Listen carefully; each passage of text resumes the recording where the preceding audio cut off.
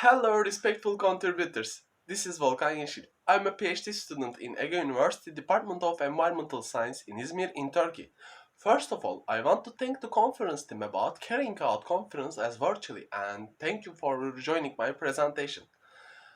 I'm going to give information about our study that effect of light intensity on dry matter accumulation of barley fodder in a vertical farming growth model. I hope I can show our inferences in this study as understandable as I can, and my presentation is beneficial for your academic vision. Thank you. Let's start now presentation. Alternative feed sources will play an important role both in obviating the forage shortage in livestock and ensuring food safety.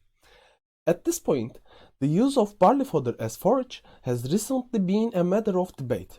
Therefore, studies about this subject have gained speed.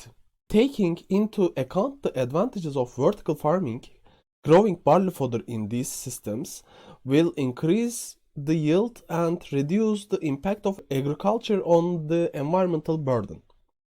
Light, which an important component for the success of vertical farming systems, is provided artificially in these systems. So these conditions need to be optimized optimally to save more energy and money. The aim of this study investigates the effect of light intensity on dry matter accumulation and physiology of barley fodder in a vertical farming growth model. The experiment was consisted of 8 microchambers represented the growth modules of vertical farming systems placed in fully controlled growth chamber. The light intensity used in indoor systems is generally between 50 and 200 micromole per square meter per second, and the lighting time is between 18 and 20 hours.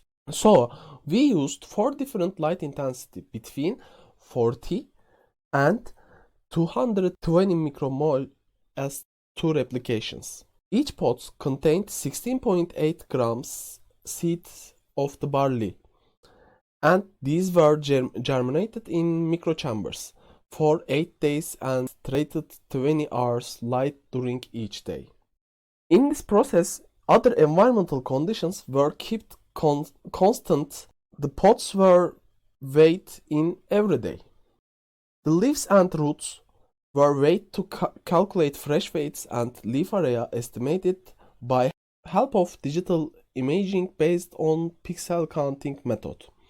Furthermore, dry weights were determined and chlorophyll carotenoid analyses were performed. So, results and discussions.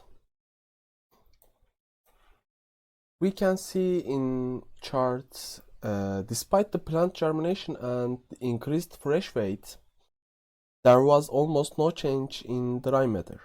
For this reason, the dry matter rate has decreased day by day. In addition, although the amount of dry matter is high and 160 and 220 micromole light intensity, the difference is very small. Evapotranspiration increases in direct proportion to the intensity of the light. Again, the difference is very small. So, as the light intensity decreases, the leaf area of the barley increases. Total chlorophyll and carotenoid amount in barley grown under 220 micromole light intensity was higher than barley grown in other light intensities.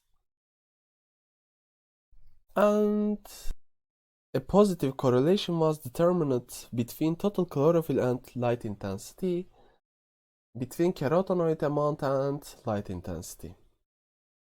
In here, an inverse relationship was found between the light intensity and the specific leaf area, also between specific leaf area and evapotranspiration.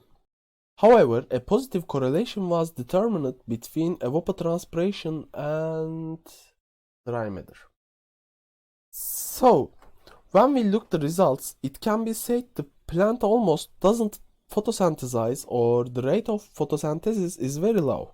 So, studies aimed at optimizing environmental factors such as irrigation and temperature and increasing the dry matter content are thought to be important for the future of barley fodder.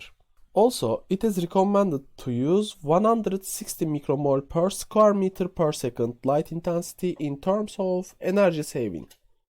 Thank you for listening and joining my presentation.